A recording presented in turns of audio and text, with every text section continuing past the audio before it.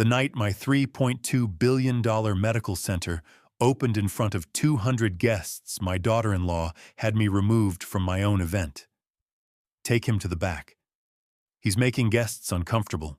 I didn't argue. I walked out and sat alone in a storage room for 30 minutes like I belonged there. Through my phone, I watched her take credit for everything I built: my name, my money, my legacy.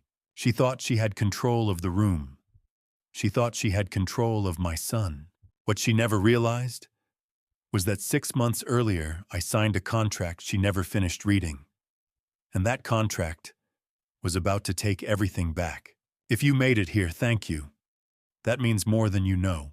Before we begin, drop a comment and tell me where you're watching from. Your city, your country, I read every single one. This story contains fictional elements woven in for entertainment and educational purposes. Any resemblance to names or places is coincidental, but everything it has to say to you is worth hearing. I have built more than 40 buildings in my lifetime. Hospitals, office towers, a civic library in Evanston that still has my original pencil sketches framed near the entrance. I have stood on job sites in February with mud on my boots and blueprints rolled under my arm, watching something I imagined become something real. I know what it feels like to build a thing from nothing, to pour time and money and judgment into the ground and wait for it to rise. Tonight I am sitting on a wooden crate in a storage room that smells of industrial bleach and sealed biohazard bins, watching my own party through a 2-inch screen on my phone. The Callaway Medical Center opened at 7 o'clock this evening. River North, Chicago. 32,000 square feet of surgical suites, examination rooms, and patient wings. My name on the wall. My family's name above the entrance in brushed steel letters, each one 8 inches tall. And I am back here among the mop buckets and the folded equipment tarps, listening to jazz drift through the ventilation shaft. I did not arrive here by accident. 30 minutes after I walked into the reception hall, Chuck Farrell approached me near the edge of the room. Chuck is the head of event security, broad through the chest, the kind of man who has spent enough years following orders that he no longer pauses to question them. He came to me with his hands clasped in front of him, and his voice dropped to a register that was meant to sound considerate. "Mr. Callaway," he said, "Mrs. Beckett asked me to show you to a quieter area in the back. It's a bit crowded out here. She thought you'd be more comfortable." He did not tell me what Simone had actually said. He did not tell me that my daughter-in-law had glanced across the reception floor at the scar running down the left side of my face, the one I have worn for 20 years, and had apparently decided that a 72-year-old man with a disfigured face was making the evening's guests uncomfortable. That was not the kind of thing Chuck would say, and it was not the kind of thing Simone would say out loud where anyone could hear her. I set my water glass down on the nearest tray and nodded. "Of course," I said. "Lead the way." I walked with him through the side corridor without a word of protest, because there was nothing to protest.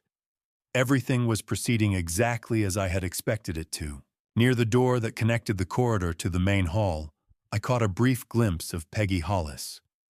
She is the event's front desk coordinator, a composed woman in her mid-40s, the kind of person who notices things without appearing to. She was standing slightly apart from the other staff positioned near the side entrance with a clear sightline to the corridor. She had seen everything: Simone's quiet gesture toward Chuck's approach, my departure. For one moment her eyes met mine. She gave a small, deliberate nod, not directed at me, not directed at anyone visible in the room, just a clean, unhurried confirmation. Gideon Price had spoken to her 2 days earlier. She knew exactly what her role was tonight. I settled onto the crate, waited for my eyes to adjust to the low light, and opened my phone. 6 months ago, I selected the contractor who installed this building's internal security camera system. That selection was not arbitrary. On page 11 of the private placement investment agreement, the document that formalized my $3.2 million convertible bond into this project, there is a clause requiring the installation of a full-coverage internal camera system as a mandatory condition of funding. The clause also grants me administrative access to the complete camera feed for the duration of the bond period. It is a standard investor protection measure in commercial real estate. It is also the kind of detail that nobody on an event planning team reads when they are focused on floral arrangements and seating charts. I opened the feed and looked into the ballroom. It was everything it was supposed to be. The chandeliers threw warm gold light across 200 guests. The jazz quartet near the far wall played something smooth and unhurried, the kind of music designed to make people feel that the evening is going exceptionally well. And at the center of all of it, not beside the action, but at the center of it, in the way that a person stands when they have quietly decided the room belongs to them, was Simone Beckett. She was in a deep burgundy dress, a champagne flute held loosely in one hand. She was laughing at something Senator Douglas Pratt had just said, her head tilted at exactly the angle that communicates both warmth and composure. Beside them, Edmund Fraser, the chairman of the hospital board, a man who measures his associations the way other people measure investments, leaned in to add something. And Simone turned toward him with an expression that suggested his every word was exactly what the evening required. She was very good at this. I had known that from the beginning. I watched her direct a member of the waitstaff with 2 fingers. I watched her scan the room once briefly with the eyes of someone who is always tracking the exits. And then Dorian stepped up to the podium. My son is 38 years old. He has his mother's posture and my eyes, and when he stands in front of a crowd, he carries himself with the kind of quiet authority that takes most people decades to develop. He tapped the microphone, smiled at the room, and began to speak about vision, about legacy, about what it means to build something that outlasts the people who built it. He did not mention my name, not once. Not the $3.2 million. Not the house in Lake Forest, the home where he grew up that I sold to make this evening possible. I have spent 3 months trying to determine whether that was Simone's instruction or his own choice. Tonight, I decided it no longer matters. I turned the phone slightly and caught my reflection in the dark edge of the screen. The scar runs from the outer corner of my left eye down past the jawline, pale and permanent. I touched it once with my fingertip, the way I sometimes do, without intending to, then lowered my hand. The phone vibrated. A message from an unsaved number 6 words and a period. Everything is in place. Gideon is heading in now. Waiting on your word. I read it once. Outside, the jazz shifted into something with a steadier tempo. Someone near the bar laughed at exactly the wrong volume. Simone was probably already steering Dorian toward the next handshake, the next photograph, the next carefully managed moment. I typed 2 words, begin. I turned off the screen and sat in the dark, listening to the music come through the walls. I was not impatient. Impatience belongs to people who are not certain of the outcome. I had been patient for a very long time. Patient in the particular way of a man who has already done all the necessary work and is simply waiting for the clock to catch up. Simone Beckett believed she had built something tonight. She had built it on a contract she had never finished reading, above a camera system she had forgotten existed, in front of a witness who already knew exactly where to stand. She just did not know that yet. To understand what happened tonight, you need to understand what I did 6 months ago on the morning I signed away, the house I had lived in for 40 years, and the very particular way I turned $3,200,000 into something entirely different from a gift. Dorian called me on a Tuesday in early September. He did not open with pleasantries. He said the Callaway Medical Center project was short $3.2 million with 2 weeks left before the final construction deadline. If the payment to the primary contractor was not made in full by the end of the month, the contract would be voided, and every dollar already invested would be unrecoverable. He said it the way a man says something he has rehearsed enough times that the rehearsal is starting to show. I told him to come to my office the following morning. He arrived at 9, carrying a leather portfolio and wearing the kind of focused expression that I recognized as effort, the effort. of a man who is presenting someone else's argument with his own conviction layered over it like fresh paint. The numbers were accurate. The timeline was real. The crisis was genuine. But the language was Simone's. I could hear it in the phrasing, in the way certain words had been chosen for softness rather than precision, in the smooth curve of every sentence that should have had an edge. I listened to the entire presentation without interrupting. Then I said I would help and that I needed a few days to move funds from my investment accounts. Dorian looked relieved in the way that a person looks relieved when they have been carrying something very heavy and someone finally offers to take it. After he left, I sat in the office for a long moment. Then I picked up the phone and called Gideon Price. Gideon is 58 years old and has been practicing corporate law in Chicago for 30 years. He is not a man who wastes words.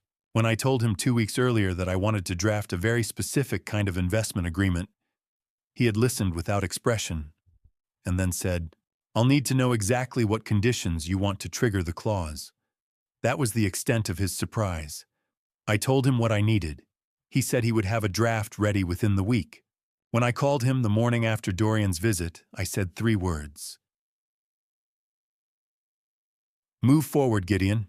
The agreement he prepared was a private placement convertible bond, a private investment contract, structured under Illinois contract law. In plain terms, I was lending Callaway Medical Group $3.2 million. But this was not a standard loan. The bond was convertible, meaning that under specific conditions spelled out in the contract, my debt position could be converted into a controlling equity stake in the company. Not a gift. Not a favor between a father and his son. A financial instrument with legal teeth. The clause that Gideon drafted with particular care sat on page 11. It stated that in the event of verified, notarized evidence of mistreatment or deliberate exclusion of the founding investor or an immediate family member combined with a signed witness statement, voting control of the company would transfer temporarily to the primary bondholder for the purpose of asset protection. The transfer would take effect immediately upon presentation of qualifying evidence. No court order required, because this was a private placement agreement between 2 individuals operating under mutual consent, not a publicly registered corporate instrument. Under Illinois contract law, 2 consenting private parties are fully entitled to negotiate and enforce self-executing clauses of this nature. Dorian signed it 3 days later at Gideon's office on North Clark Street. The evening before the signing, Simone had called him. I did not hear that conversation directly, but I learned its contents later. She told him there was no need to bring in a separate attorney. It was his father's standard paperwork, drafted by a lawyer they already knew, and spending time and money on outside review would push them past the deadline. She said it with the tone of someone doing him a practical favor. And Dorian, because he trusted both his father and his wife, and because the pressure of the deadline was real, arrived at Gideon's office the next morning and signed after reading the first page and the last. Simone wanted the money to move quickly. That was all she was thinking about. She had looked at the situation and seen a father writing a check to save his son's project, nothing more complex than that. It did not occur to her to wonder what a man like me might attach to $3 million when the man who built that money was watching his son being managed. That was the first mistake she made that she would never recover from. I sold the Lake Forest estate the following week. The house had been in my life for 40 years, longer than my marriage, longer than Dorian's entire existence. I had designed the original extension myself, drawn the plans at the kitchen table on a Sunday afternoon when Dorian was 12 years old and had pulled up a chair to watch. The sycamore near the back fence had been planted the year he started high school. The driveway still had a hairline crack in the concrete from the winter of 2003 that I had always meant to repair and never did. On the morning of the closing, I stood outside the front door for 60 seconds. I looked at the yard. I looked at the place where the porch light had been before we replaced it in 2009. Then I walked to the car and did not look back, because looking back had never once changed anything. The wire transfer of $3.2 million to Callaway Medical Group cleared 4 days later. That evening, I sat at the desk in my apartment on Lakeshore Drive and opened the investment agreement to page 11. I read the emergency voting clause one more time, not because I had forgotten what it said, but because there is a particular kind of steadiness that comes from reading something you have committed to and finding that it still holds. I set the pen down. My hand did not hesitate. I had not built 40 buildings by being sentimental about the tools it took to build them. I signed my name, closed the folder, and set it in the drawer beside 2 other documents that I had been assembling piece by piece for the better part of a year. I signed that contract with the calm of a man who understood that it was not the only piece he had placed on the board, because there was another piece, one made of flesh and discipline, and 10 years of patience, who had been standing at my son's side for 6 years without anyone knowing his real name. In architecture, there is a structural element called a concealed load-bearing column, a support that carries the full weight of a building while remaining entirely invisible from the outside. You would never know it was there from looking at the facade. You would only understand its purpose if the building came down without it. I placed mine 10 years ago, with the kind of precision that only comes from knowing well in advance exactly what kind of pressure the structure would eventually have to hold. Robert Marsh worked alongside me for 22 years. He was the most honest man I have ever known in a profession that does not always reward honesty, methodical, steady. The kind of colleague who remembered every detail of every conversation and never once used what he remembered against you. In the fall of 2014, he was diagnosed with pancreatic cancer. By November, he was in Northwestern Memorial Hospital, and the prognosis had narrowed to weeks. I visited him on a Thursday evening. The room was quiet except for the sound of the monitors. Robert had lost most of his weight by then, but his grip when he reached for my hand was still firm. "I'm not worried about myself," he said. His voice had gone rough. "I'm only worried about the boy." He meant Declan, his son, 25 years old at the time, finishing a graduate program at the University of Illinois with a stack of student loans and no family left to fall back on. Robert did not ask me for anything directly.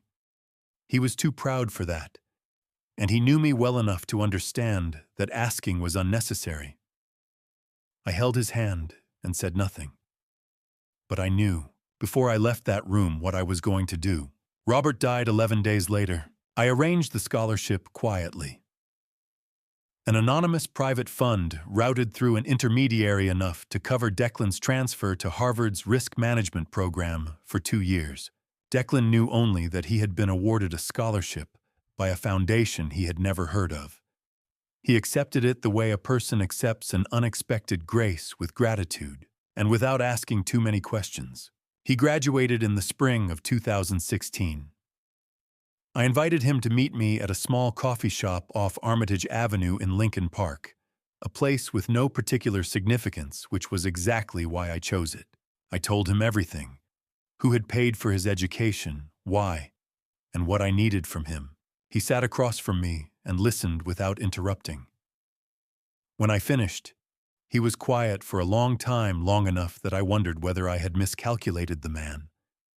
Then he looked at me and said, "If I find that Dorian is hurting himself, not just being used by someone else, but genuinely making choices that are destroying him, will you let me tell him the truth?"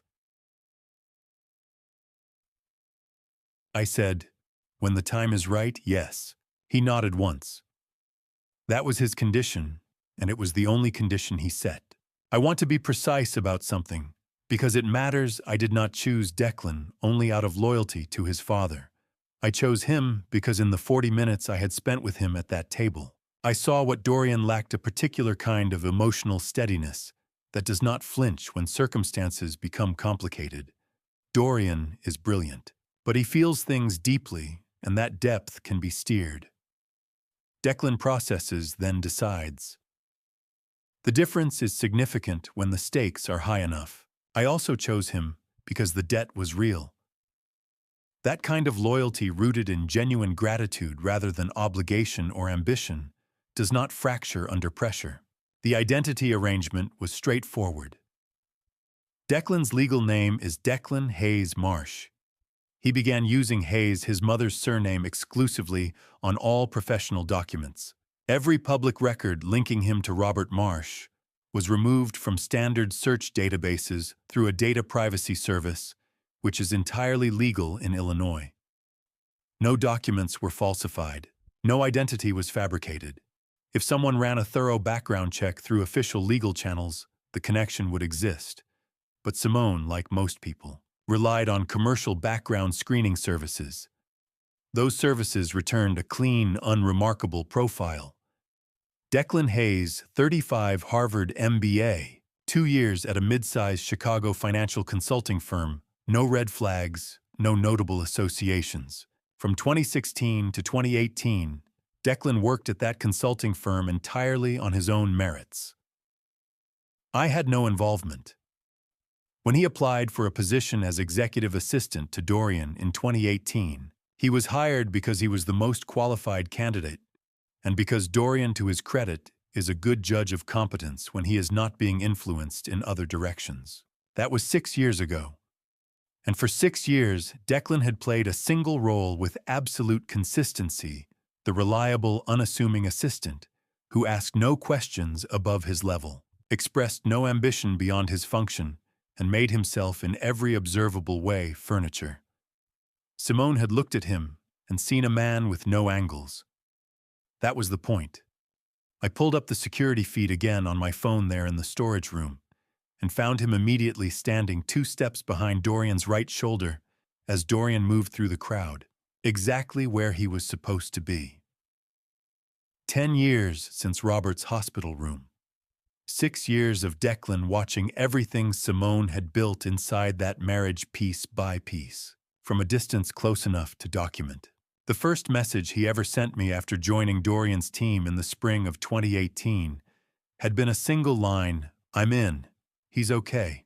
I had set down my phone that evening, and for the first time in months, I had slept a full night without waking. 6 years of proximity to Simone Beckett, however, had not left the picture unchanged. What Declan had found in the 3 years since she entered the frame had shifted the scale of everything, and that was a different story entirely. Declan did not report to me every day. He did not need to. The people who are truly dangerous do not reveal themselves through their daily routines. They reveal themselves in the moments they believe no one is watching. Declan's particular skill, the one that made him the right person for this, was his ability to watch without being seen watching.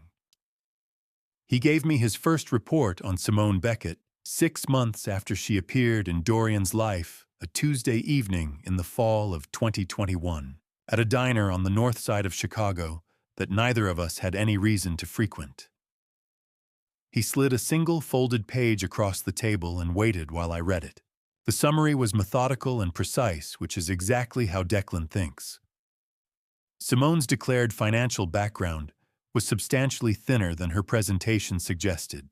Her consulting work prior to meeting Dorian had generated modest, inconsistent income. She had no significant independent assets. What she had in abundance was the ability to make a room believe she belonged at the center of it, and the patience to let that belief do its work slowly.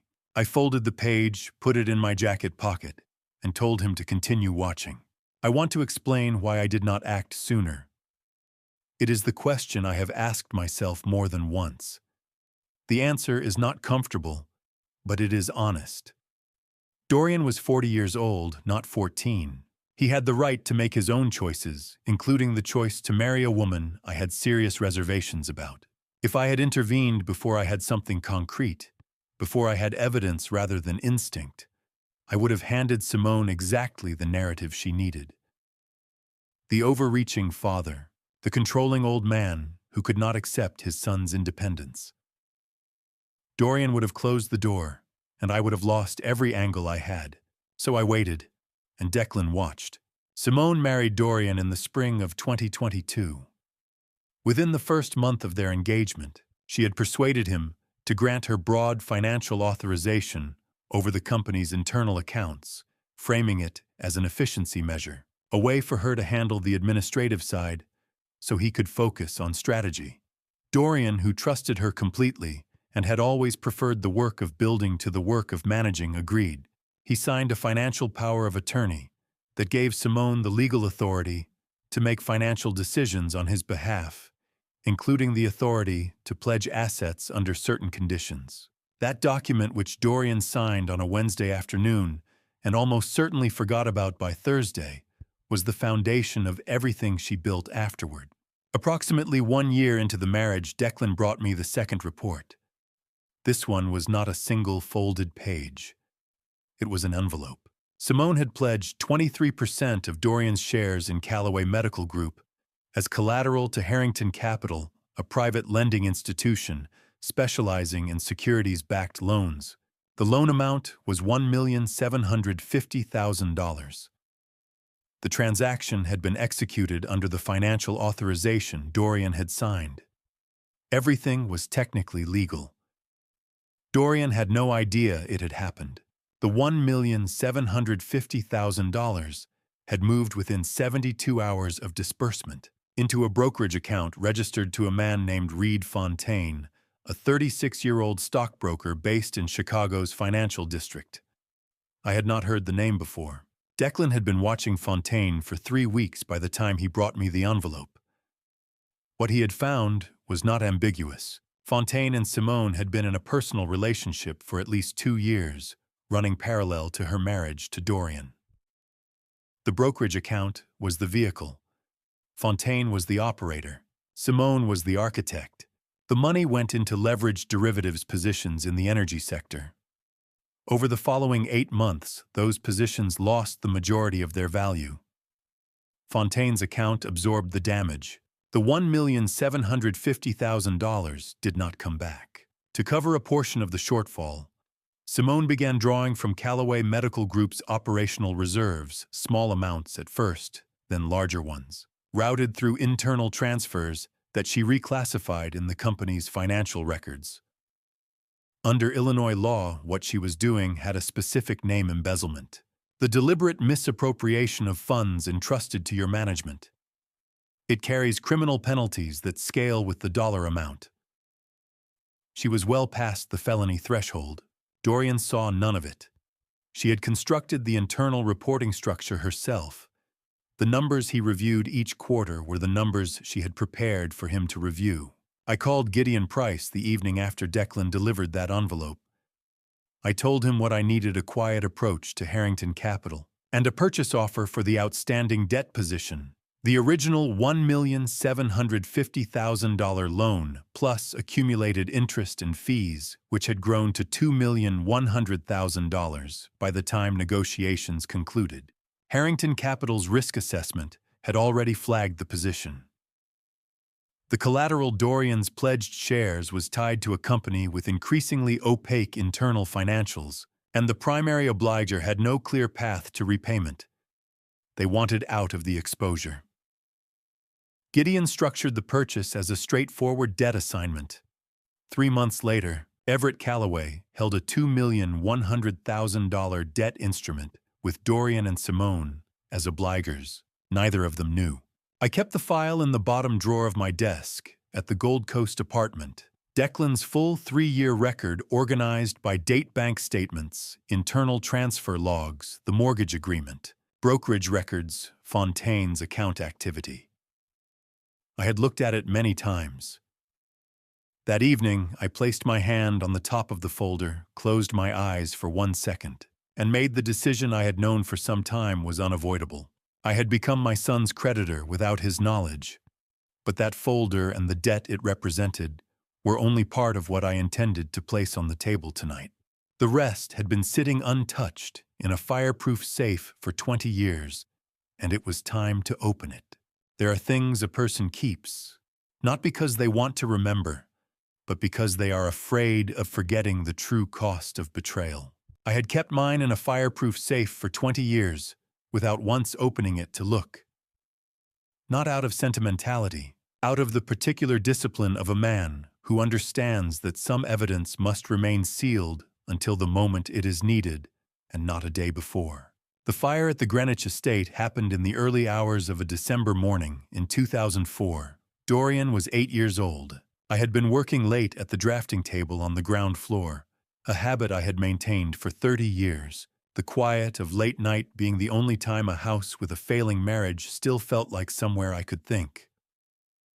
I smelled the smoke before I heard anything.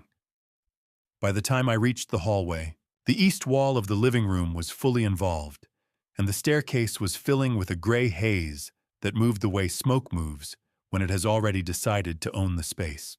I went up through it, calling his name. Dorian was in the corner of his bedroom, pressed against the wall between his desk and the window, his knees pulled to his chest. He was calling for his mother. Not shouting, calling. The way a child calls when they are frightened enough that the sound has gone thin and high and desperate. I crossed the room, put myself between him and the door, and in the next moment, a section of the ceiling beam came down across the left side of my face and shoulder. I felt the heat before I felt the pain. I got Dorian to the window, lowered him to the porch roof, and followed him out. When we reached the front drive, I looked for Renata's car. It was gone. There were tire tracks in the gravel, recent ones pressed deep, the kind left by a vehicle that had accelerated from a standing stop.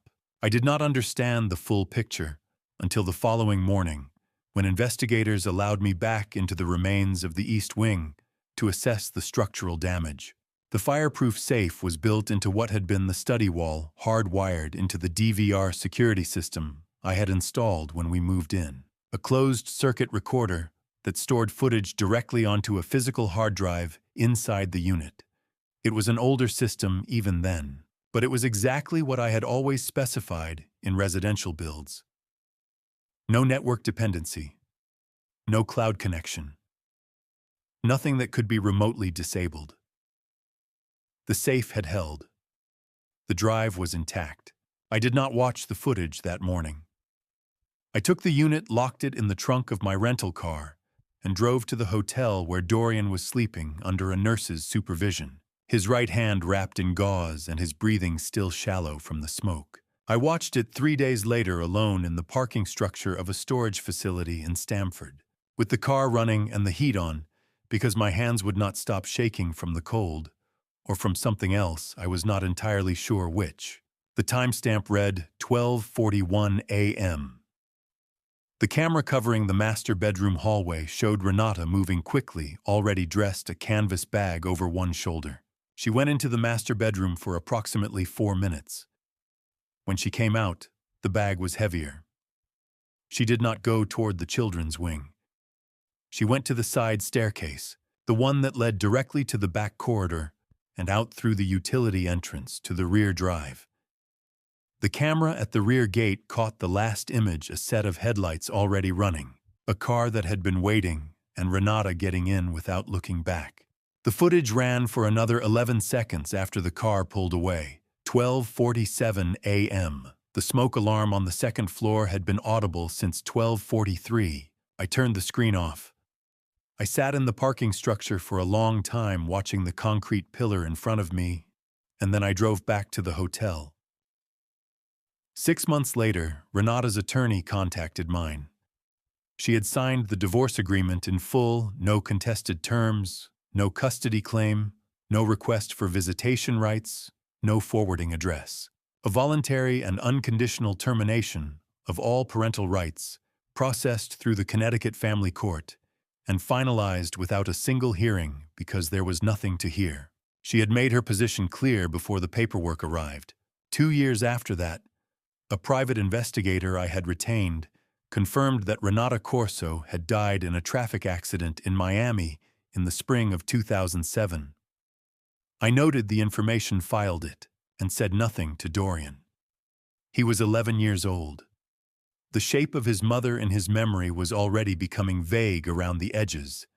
A voice without a face, a feeling without a source. I decided that was better than the alternative. I locked the DVR unit in the safe at the Lake Forest estate and did not open it again. 20 years passed. 1 week before the Callaway Medical Center opening, I retrieved the unit from storage, brought it to the Gold Coast apartment, and had it transferred to a current digital format by a data recovery technician, a service that is standard practice for aging hard drives and entirely routine. The resulting file was 47 minutes of footage. I queued it to the relevant timestamp and sat down at my desk to watch it for the second time in my life. When the footage reached the moment, Dorian's voice came through the speaker, thin and high, calling into the smoke. I reached forward and paused it.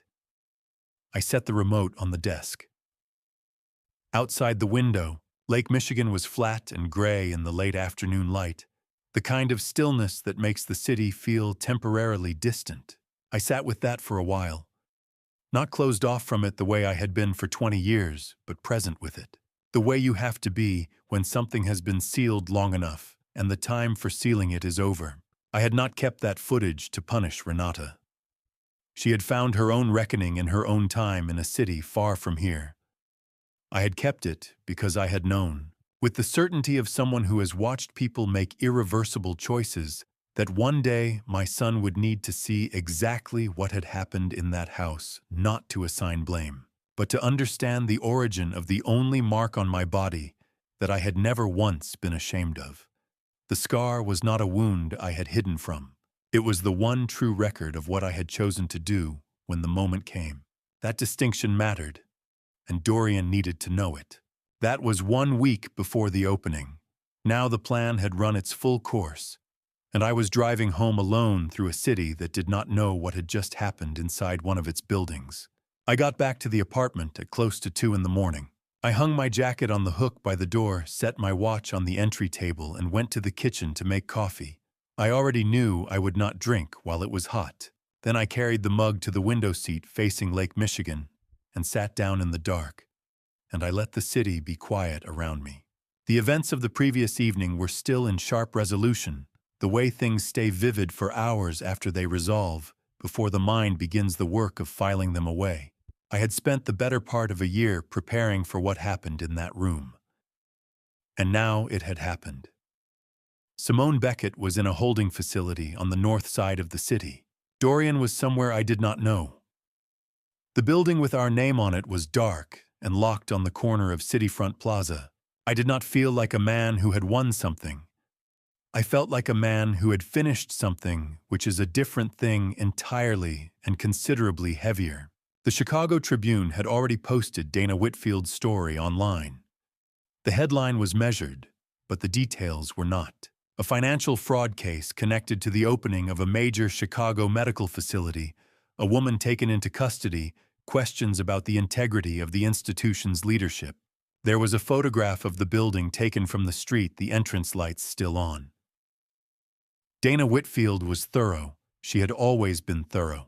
I sat with the cold coffee and watched the lake. At 6 o'clock, my phone rang. Gideon went through the update in the order he always delivers information, most urgent first, then context, then implications. Simone was being held pending formal charges. The arrest warrant had been executed by Detective Callahan shortly after the events at the reception concluded. The physical evidence was sufficient to proceed. Reed Fontaine had been contacted by investigators and was expected to cooperate in exchange for consideration on the securities fraud component. Regarding Callaway Medical Group, the emergency voting rights transfer clause had been formally invoked and documented. The hospital board had convened an emergency session and voted to require a full independent audit before any executive authority could be restored. Dorian's operational role was suspended for the duration. It was not a punitive measure, Gideon said. It was standard governance procedure. The distinction would matter to Dorian eventually. Then Gideon asked about the debt. Convert it, I said. The entire $2.1 million restructured as an open-ended, interest-free, long-term investment. Draft the full legal documentation and run it through the proper tax process, so neither side carries an unexpected liability. One condition: Dorian participates fully and transparently in the audit and restructuring. Full cooperation, no delays, no carve-outs. Gideon was quiet for a moment. I'll have the draft ready by end of week. He did not ask why. He had known me long enough to understand that this had never been a story about money. A brief note on the tax structure. Because it matters practically under IRS regulations. A forgiven debt can be treated as taxable income for the borrower. What the code calls cancellation of debt income. Structuring the transaction as a long-term investment conversion rather than a simple write-off allows the arrangement to be documented in a way that avoids triggering that liability for Dorian. The difference between a gift that carries an unexpected bill and one that does not. After I hung up, I opened the drawer in the side table. Inside, beneath a road atlas I had not used in years, was a folded drafting sheet yellowed at the edges that I had taken from the Lake Forest estate the morning I signed the closing documents. 2 sets of lines on it, a child's rough sketch of a building in heavy pencil, earnest and imprecise, and beside it, the corrected version in a steadier hand, the same building, redrawn with measured proportions and clean angles.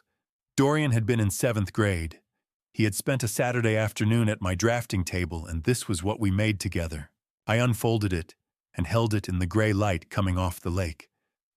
Then I folded it again along the original creases and put it in the breast pocket of my shirt.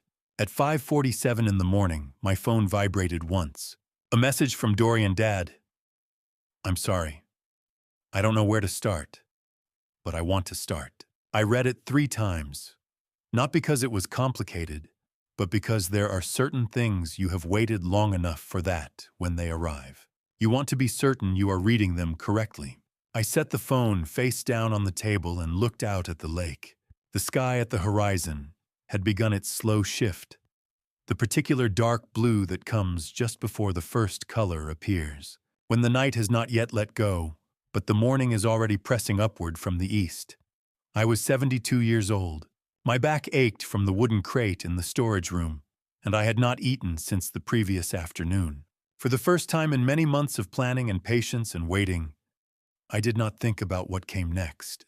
I sat there and let the morning arrive on its own terms.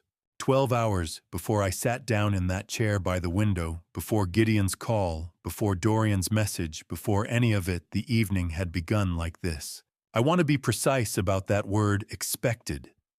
Not hoped, not feared. Expected the way an architect expects a building to settle when the load-bearing elements are placed correctly. You run the calculations, you account for the variables, you check the tolerances, and then you show up and you watch it happen. I arrived at the Callaway Medical Center at 6 o'clock, 45 minutes before the formal reception began. I wore a navy suit I had pressed that morning, a silver tie, and shoes I had polished at the kitchen table before the sun came up.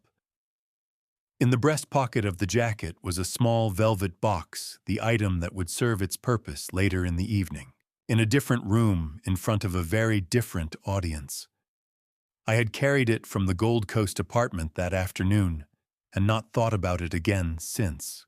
The building looked the way I had always imagined it would look at night. The exterior lighting caught the glass facade cleanly. The entrance canopy threw a warm pool of light across the sidewalk. Somewhere between the design phase and the construction phase, someone had made a small change to the landscaping along the north entrance. I noticed it immediately. The way I always notice those things, but I let it go. The building was good. I had always known it would be good. Inside, the reception hall had been arranged in the style Simone favored, white florals. Warm gold lighting, round tables with clean, minimalist centerpieces. A jazz quartet positioned at the far end of the room where the acoustics allowed the sound to carry without dominating. Approximately 200 guests were already filtering in. I recognized most of them by category, if not by name: hospital board members, donors, politicians, a cluster of physicians from the surgical staff, several journalists with press credentials clipped to their lapels. I stood near the entrance for 2 minutes and read the room. Senator Douglas Pratt was near the bar with 2 staff members. Edmund Fraser, the board chairman, 65, a man whose institutional memory extended back further than most of the guests in the room, was speaking with a woman I recognized as the head of the hospital foundation. Dana Whitfield from the Tribune was positioned near the far wall with a notepad and a clear sightline to the podium, which told me she was expecting a story before the evening ended. Declan was standing near the East Corridor entrance, 2 steps to the right of the pillar, holding a tablet he was not looking at. When my eyes reached him, he held my gaze for exactly 1 second and then turned his attention back to the room. That was sufficient. It meant everything was in position. Then Dorian saw me. He was crossing from the podium side of the room toward the reception tables when our eyes met. He stopped for a half step, not long enough for anyone watching to notice, but long enough for me to register what was behind it. Not happiness, not exactly. Not discomfort either. Something caught between the two. The particular expression of a man who has spent a long time being pulled in opposite directions and has not yet found a way to stop. I raised my chin slightly. He gave a small nod and kept moving. Simone noticed me approximately 4 seconds after Dorian did. I watched the change move across her face, a quick, controlled recalibration, the way certain instruments adjust automatically when the input changes. Then the smile returned, full and practiced, and she moved toward me through the room with the ease of a woman who has never had reason to doubt her own navigation. "Mr. Calloway." She extended her hand. "You made it. We were worried you might not be feeling well." Her grip was measured firm enough to communicate confidence, brief enough to communicate dismissal. "I wouldn't have missed it," I said. She held my gaze for a moment, assessing the way she always assessed running whatever calculation she ran in those first seconds of any interaction. Then she smiled again and turned back toward Pratt and Fraser, and I was once again simply furniture in a room she believed she owned. Near the front reception table, I located Peggy Hollis. She was standing behind the guest check-in desk in the dark blazer and earpiece that the event staff were all wearing, looking exactly like every other coordinator in the room. 2 days earlier, Gideon had met with her at a coffee shop on Michigan Avenue and explained what she needed to do and why. The notary public was already upstairs, 3rd floor, the administrative conference room, with the documentation prepared and waiting. Peggy's role was straightforward: observe, remember, and be ready. 30 minutes passed. The room filled. The noise level rose. Champagne moved through the crowd on silver trays. I was standing near the edge of the reception floor, holding a glass of water, when I saw Simone's eyes find Chuck Farrell across the room. Chuck, head of event security, broad-shouldered, a man whose professional instinct was to follow clear direction, received a single small nod from Simone and began moving in my direction. Peggy Hollis was 4 feet from where I was standing. I did not look at her. She did not look at me. Chuck reached me with his hands clasped and his voice low. "Mr. Calloway, Mrs. Beckett asked me to show you to a quieter area in the back. It's a little crowded out here. She thought you'd be more comfortable." I looked at him for 1 full second, long enough to confirm what I already knew, which was that this was the moment, and it was proceeding on schedule. Then I set my water glass on the nearest tray. "Of course," I said. "Lead the way." I walked with him through the side corridor without hesitation, without protest, without looking back at the room. I was not being removed. I was moving into position. At the threshold of the service corridor, I allowed myself 1 brief glance back through the narrowing gap of the door. Simone was watching from across the room, her expression carrying the particular satisfaction of a person who has successfully managed an inconvenience. She looked the way people look when they believe a problem has been contained. I turned away, stepped into the dim corridor, and began to count. Peggy needed 15 minutes to reach the 3rd floor, review the statement, and sign in front of the notary. Gideon was 4 minutes from the building. The clock was running, and every component was exactly where it was supposed to be. I had not come to this building to attend a party. I had come to finish what I had started 6 months ago, and the storage room, with its bleach smell and its medical waste bins and its single wooden crate, was precisely where I needed to be for the next 30 minutes. In 40 years of architecture, I learned that the most critical moment in any structure is not when you lay the first stone. It is when you pull the temporary supports away and let the building stand on its own design, or come apart according to its flaws. You do not rush that moment. You wait until every element is in place. Then you step back and watch. At 8 o'clock, Gideon Price walked through the main entrance of Callaway Medical Center, carrying a black document portfolio and wearing the expression he reserved for irreversible things, not severe. Simply settled the face of a man who has done this kind of work long enough that the weight of it no longer shows. I watched through the security feed on my phone, sitting on the wooden crate in the storage room, while Jazz moved through the wall from the reception hall. Gideon found Dorian near the podium side of the room and said what I knew he would say, that he needed 5 minutes in the small conference room, that Edmund Fraser should be present, that it concerned the investment agreement behind the evening's occasion. Dorian's face shifted the way faces shift when something familiar appears where it does not belong. He set down his glass and followed. Simone saw Gideon from across the room.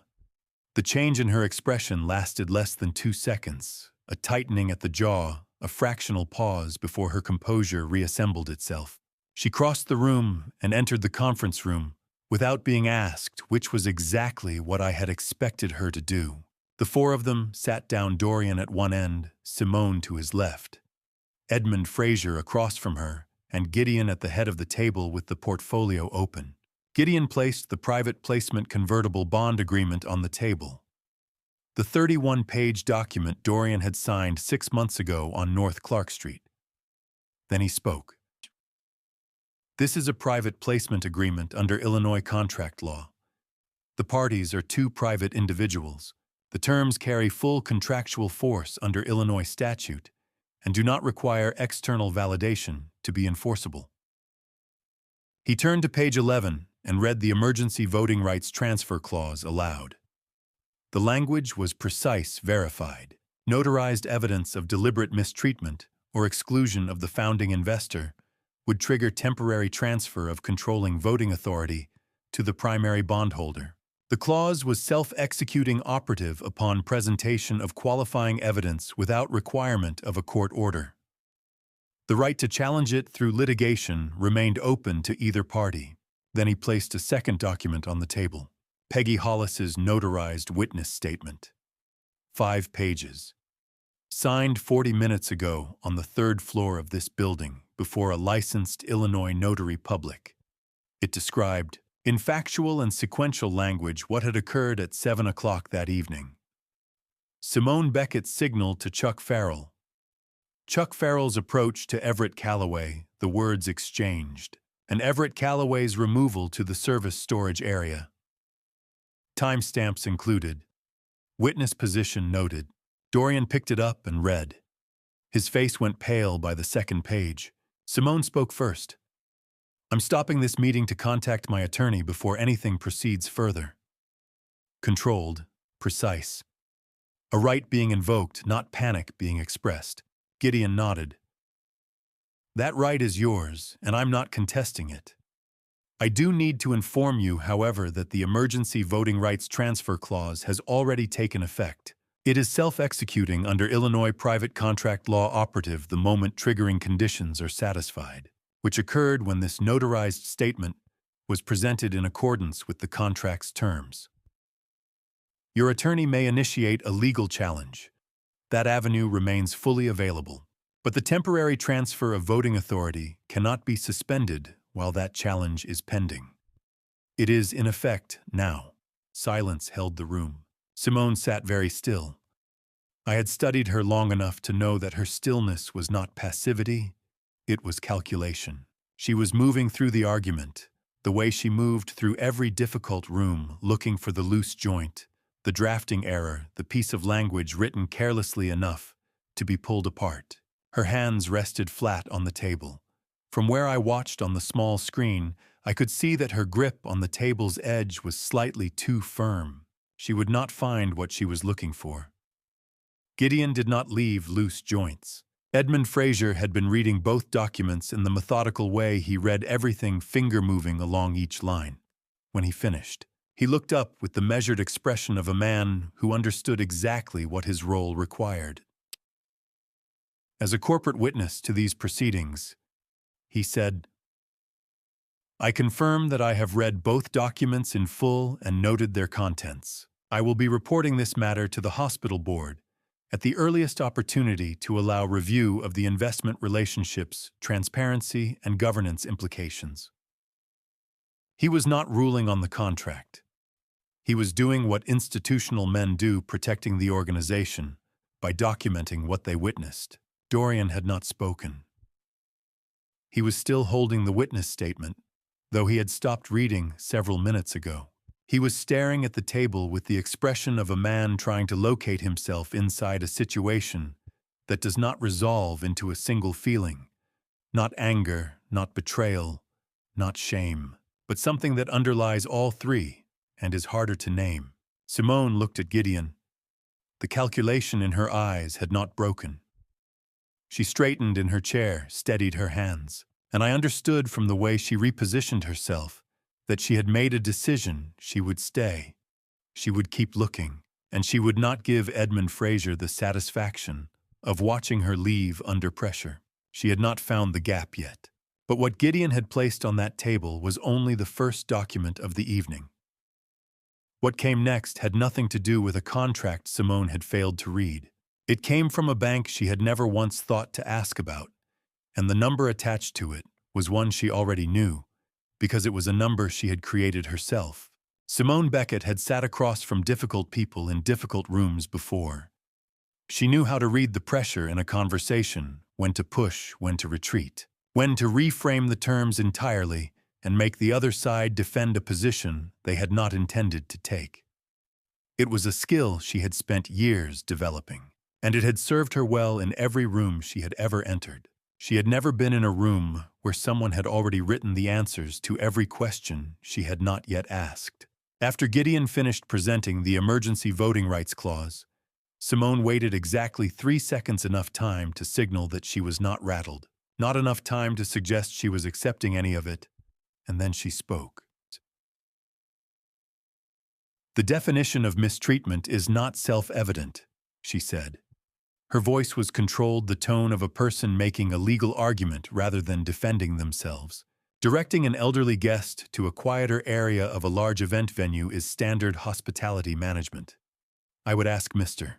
Price to cite the specific Illinois case law under which that action qualifies as mistreatment of a founding investor." It was a good point. It was the right point to attack, and she had identified it quickly. "I will give her that." Gideon did not answer it. He simply opened the second section of the portfolio and placed a document on the table. It was the Harrington Capital loan file, the complete origination record for a $1,750,000 securities-backed loan executed 18 months earlier, with 23% of Dorian Calloway's shares in Callaway Medical Group listed as collateral. Attached to it was a title search confirming those shares belonged to Dorian individually, not to the company. And behind that was the authorization documentation, or rather the absence of it. There was no signed share pledge agreement bearing Dorian's signature. Because Simone had relied on the broad financial power of attorney Dorian had signed at the beginning of their marriage to execute the transaction. The problem, which Gideon explained in the same measured cadence he had used throughout, was that under the Illinois Business Corporation Act and the state's commercial lending statutes, pledging corporate shares as collateral requires a specific, separately executed authorization. A general personal financial power of attorney does not extend to the pledging of equity interests in a business entity. The transaction had been processed by Harrington Capital based on a document that did not, under Illinois commercial law, grant the authority it was being used to claim. Dorian picked up the loan file and looked at the collateral page. His voice, when he spoke, had a quality I had not heard from him in years, a kind of stripped-down flatness that comes when someone is not yet ready to feel the full weight of something. "These are my shares," he said. "I never—" He stopped, started again. "I never authorized this." Simone moved quickly. That was a strategic investment decision we discussed in principle. You agreed to the approach, Dorian. The documentation was a formality I handled as part of the financial management you asked me to oversee. I never signed anything about this, Simone. He said it quietly, not loudly, which was somehow worse. It was the first time all evening he had interrupted her, and the interruption itself was a signal something in the machinery of his certainty had shifted. Gideon placed a third document on the table without comment. It was the debt assignment agreement between Harrington Capital and Everett Callaway, notarized, filed under the Illinois Uniform Commercial Code, executed 3 months ago. The document transferred all rights, title, and interest in the outstanding loan, which had grown with accrued interest and fees, to $2,100,000 from Harrington Capital to Everett Callaway as the new primary creditor. What this means practically, Gideon said, his voice carrying the same register it had held since he walked in, is that Mr.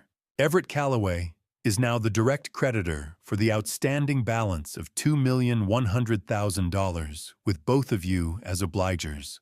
Under the assignment terms, he has the right to initiate formal collection proceedings within 30 days in the absence of an agreed repayment or restructuring plan. Simone stood up.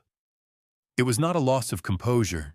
It was a tactic, the kind of physical repositioning that changes the geometry of a room and forces everyone else to recalibrate. Shakiardina, this is a coordinated effort to destabilize a legitimate business operation, she said. I intend to challenge the legal standing of every document on this table, and I want it on record that I am doing so under protest. Edmund Fraser placed his hand flat on the table. He did not raise his voice. Mrs. Beckett. He waited until she looked at him. You will have full opportunity to challenge any of this through the appropriate legal channels. That opportunity does not disappear tonight. A pause. But right now, I need to hear the rest of what Mr. Price has to present. Please sit down. It was said with the authority of a man who has chaired enough difficult meetings to know that the request would be followed, not because he had power over Simone, but because refusing in front of a corporate witness with a notepad was the worst possible move she could make. She sat. Dorian had not looked up from the Harrington Capital file. He was still holding it, not reading anymore, just holding it. And I understood, watching through the small screen in the storage room, what he was doing. He was accounting for things. Running backward through every conversation, every signed document, every moment he had trusted the management of something to someone else. The arithmetic of it was taking time. Then he looked up at Simone. I had waited 3 years to see that look. Not rage would have been easier for her to manage. Not grief could be redirected. What moved across his face in that moment was something colder and more irreversible, the first real fracture of certainty. The place where blind trust begins to examine itself. Simone held his gaze without flinching. She was still calculating, still looking for the move that would reframe this room in her favor. She had not yet understood that Gideon had not opened the last section of the portfolio. Before I tell you what appeared on that screen, something that had been locked away for 20 years and was never meant for a room full of 200 people, leave a comment with the word "still" here so I know you haven't walked away yet. What you're about to hear changes everything. A small note: the details ahead are partly fictional, shaped to carry a message worth hearing. If you'd like to step away, this is the right moment to do it. For everyone staying, I'll see you on the other side. There is a moment in every significant structure that I call the point of no return, when the concrete has set, when the load-bearing elements have locked into position, when the form of the thing is permanently decided. After that moment, you are no longer building. You are only watching what you have already built become what it was always going to be. At 9 o'clock, we reached that point. Gideon made the decision to move from the conference room to the main hall. He explained it to Dorian in 3 sentences.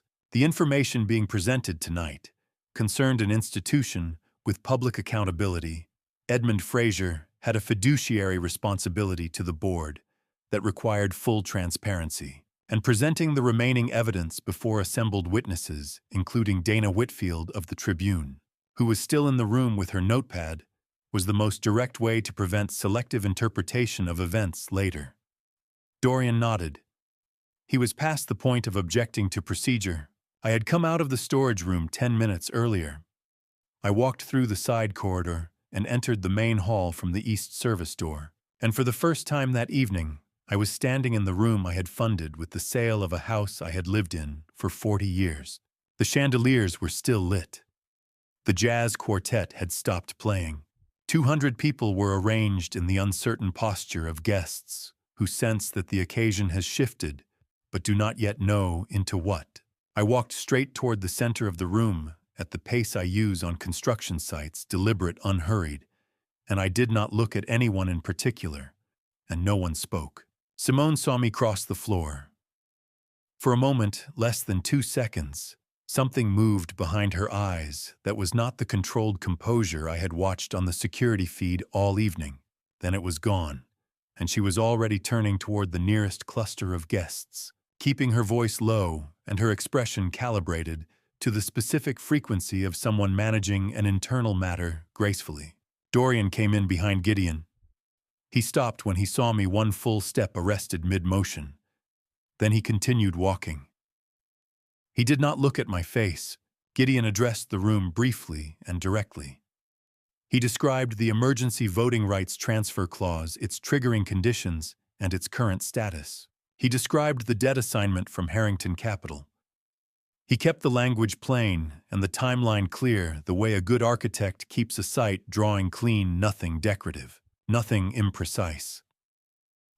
The sound in the room shifted as he spoke, the ambient noise of 200 people giving way to the particular quiet of people who have decided to listen. Then he moved to what he had referred to in the conference room as the remaining section of the portfolio. The third set of documents pertained to a series of financial instruments executed over an 18-month period, contracts signed in Dorian's name under his company authority. During periods when he had been traveling for extended stretches, Gideon walked Dorian through them one at a time. With each document, he asked Dorian the same question. Did he recall reviewing this before signing? With each document, Dorian's answer was a variation of the same thing. He had signed it. He had trusted the summary he was given. He had not read the underlying terms. The room was very still. Simone had been standing near the edge of the gathering. When Gideon reached the fourth document, she stepped forward. "I want to address this directly," she said. Her voice was clear, carrying to the far end of the room without strain. These transactions were discussed and approved in principle. The documentation reflects a financial strategy that Dorian endorsed. If there are questions about execution, those are administrative matters that have nothing to do with Mrs. Beckett. Gideon looked at her without any particular expression. These instruments were executed under a financial power of attorney that does not, under Illinois commercial statute, extend to the pledge of corporate equity interests or the execution of secured lending agreements on behalf of a business entity. That is not an administrative matter. Simone absorbed this without visible reaction. And then she made the mistake. I have thought about it since. I believe she made it because she had run out of legal terrain and was moving to different ground, the kind of ground where facts matter less than perception. She turned toward the room, not toward Gideon, and she said, "Mr. Calloway is 72 years old. He has been under considerable personal strain. I think we should all be sensitive to the possibility that his perception of events tonight may not fully reflect." She did not finish the sentence. Behind the stage, the large presentation screen came to life. Declan had been standing at the technical panel near the east wall for the past 20 minutes, in his usual position, holding his tablet and looking like every other support staff member in the room. Later, if anyone asked, he would say that he had reached for the wrong input while trying to switch off the display system. The screen that was supposed to go dark instead pulled up the last file loaded into the system. The footage was from 2004. Grainy, high angle, the quality of a hardwired security camera that had been recording onto physical storage for years before anyone thought to check it. A hallway, a bedroom door. A woman moving quickly through the frame with a bag over her shoulder. The timestamp in the lower corner read 12:41 a.m. The room went completely silent. The footage ran for 15 seconds. It showed what it showed quickly, without narration, without context, that the room could have understood fully in the moment. But 15 seconds was enough to see a woman leave, and enough to see in the final frames, before the hallway camera switched angles, the shape of a man running in the opposite direction, toward the smoke. I raised my hand and made a single small gesture toward Declan. The screen went dark immediately. The silence in the room held for a long moment after the screen went off, and then slowly I became aware of Dorian. He had not moved. He was standing 6 feet from me, completely still, his eyes on the space where the image had been. When the screen went dark, he turned not toward Gideon, not toward Simone, but toward me, toward the left side of my face. He looked at the scar the way a person looks at something they have spent years not seeing clearly, and are now, for the first time, seeing for what it is. He did not speak. Neither did I. There was nothing in the room that needed to be said in that particular moment, and I have learned over 72 years that some things are permanently damaged by being said too quickly. The silence was still holding when I heard footsteps from the direction of the main entrance. Measured, deliberate, the pace of someone who is not arriving for the party. Declan had sent the text message from his phone 30 seconds after the screen went dark. Detective Roy Callahan, who had been waiting in the parking structure since 6:30 with a signed arrest warrant in his jacket pocket, was walking through the front doors of the Callaway Medical Center, right on schedule. I have designed a great many buildings in my life, and the discipline that the work demands, the insistence that every detail, however minor, serve a defined structural purpose, is not something that stays in the office. It becomes a habit of mind. You learn to look at any complex arrangement and ask what each element is for, and whether it is carrying the load it was designed to carry. The small velvet box in my breast pocket had been designed to carry a very specific load. It was time to find out whether it would hold. The hall had not fully recovered from the video. 200 people stood in the uncertain configuration of guests who have absorbed something they did not expect and have not yet decided how to arrange themselves around it. The jazz quartet had not resumed. Senator Pratt was speaking in a low voice to one of his staff. Edmund Fraser was writing in a small notebook. Dana Whitfield, near the east wall, had stopped taking notes and was watching the room with the focused stillness of a reporter who recognizes that the story has shifted into a higher register. Simone had moved toward the nearest cluster of guests and was speaking with the composed urgency of a woman working to reframe the evening's narrative before it hardened. I caught fragments, words like misunderstanding and family matter, and resolved through proper channels. She was good at this. She would have been good at it all the way to the door if the evening had permitted it. I crossed the floor toward her. The room noticed before she did. Conversations nearest to me paused and redirected as I walked, not because I was moving quickly, but because I was moving with the unhurried certainty of someone who knows exactly where they are going. Simone turned when she heard the shift in the room's attention, and for a moment, less than 2 seconds, something moved behind her eyes that was not her usual composure. Then she smiled. Warm, practiced. The smile of a woman managing a difficult relative with grace. I reached into my breast pocket and removed the velvet box. "Oh, I wanted to give you something," I said, keeping my voice at the register that carries to the nearest few rows without addressing the room. "A gift from your father-in-law." 8 months earlier, Detective Roy Callahan had contacted Gideon Price in connection with an ongoing investigation into a stolen jewelry transaction. From April 2022, a diamond piece valued at $480,000, part of the Harrison Blaine private collection, which had passed through a chain of ownership that included at one documented point Simone Beckett.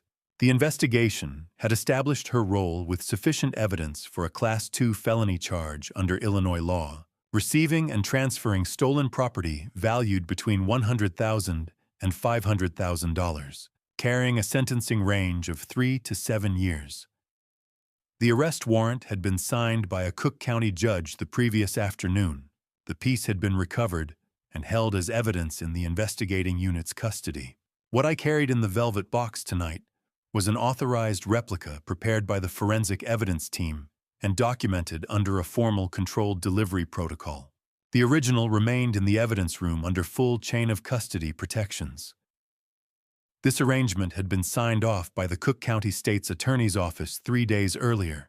The replica was sufficient to complete the evidentiary record. Simone, accepting the piece in public in the presence of law enforcement, was the final confirmation the warrant required.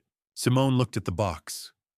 One beat of hesitation so brief that only someone watching closely would register it.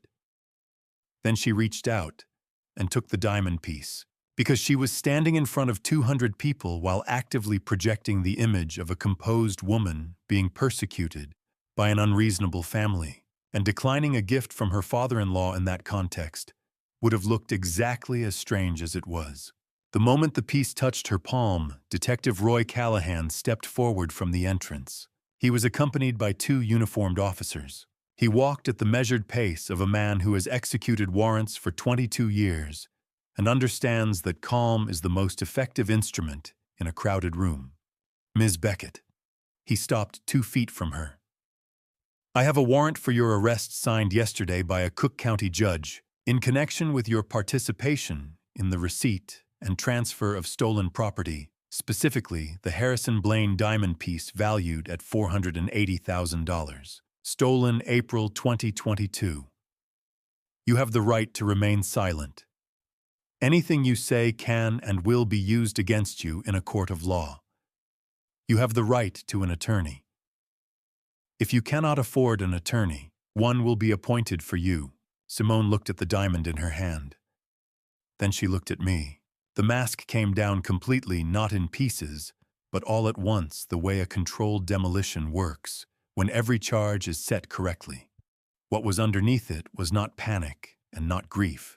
It was the expression of a person who has understood with full clarity that every move they made tonight was anticipated before they made it. Declan stepped forward and handed Callahan a second folder. Inside, a one-way business-class itinerary departing O'Hare the following morning for Geneva, booked under the names Simone Beckett and Reed Fontaine, alongside documentation identifying an offshore account in the Cayman Islands, carrying a balance of $890,000. Under U.S. law, Cayman account information is accessible through mutual legal assistance treaty requests in active criminal proceedings. The itinerary and the account together established clear and documented intent to flee sufficient grounds under the Illinois Pretrial Fairness Act for the court to enter a pretrial detention order, denying release pending trial. Under Illinois law as amended in 2023, the standard is no longer monetary bail, but a judicial finding of flight risk or danger to the community. Simone Beckett met that standard on both counts. The uniformed officers moved into position. Dana Whitfield raised her camera. The shutter sound, small, precise, the sound of a thing being permanently recorded, carried clearly in the silence of the room. As the officers began to move toward the exit, Simone stopped. One step from the door, she turned and looked at Dorian, who had not moved from where he had been standing, his face carrying the expression of someone standing at the edge of a very large silence. She said something. I was close enough to hear it. 3 or 4 words directed at him alone. I have not repeated it to Dorian. Some things need to arrive in their own time through the person's own processing, without the additional weight of someone else's account of them. Dorian will find his own way to whatever that sentence means. The doors closed behind them. The room held its silence for one long moment. Then gradually the sound of the evening returned. The guests left in the way people leave a room where something irreversible has happened, in small, quiet clusters, moving toward the exits with the particular purposefulness of people who want to be somewhere else before they decide what they think. The jazz quartet was gone. The catering staff had begun clearing the tables with the careful efficiency of professionals trained not to react to what they witness. The chandeliers were still burning, throwing warm light over a room that had become in the space of 3 hours something entirely different from what it had been decorated to be. I found Dorian in the side corridor off the main hall, a stretch of hallway with floor-to-ceiling windows looking out toward the Chicago River and the lights of the city beyond it. He was standing with his back partially to the room, a champagne flute in one hand that he had clearly not touched. His jacket was still on. He looked like a man who had not yet figured out what posture to adopt for the thing that had happened to him. I stayed near the far end of the corridor and did not approach. Declan reached him first. He came up beside Dorian and stood there for a moment without speaking, looking out at the same stretch of city. When he spoke, his voice was low enough that I could not hear the words from where I was standing, only the cadence, which was unhurried and direct in the way that Declan always was when he had decided that precision mattered more than comfort. I watched Dorian's hand tighten around the champagne flute when Declan opened his phone. I watched him look at the screen. He stood absolutely still for a long time, the particular stillness of a person absorbing something that does not have an emotional category large enough to contain it yet. Then he set the flute on the window ledge, and I saw that his hand was not entirely steady when he let it go. Declan kept talking.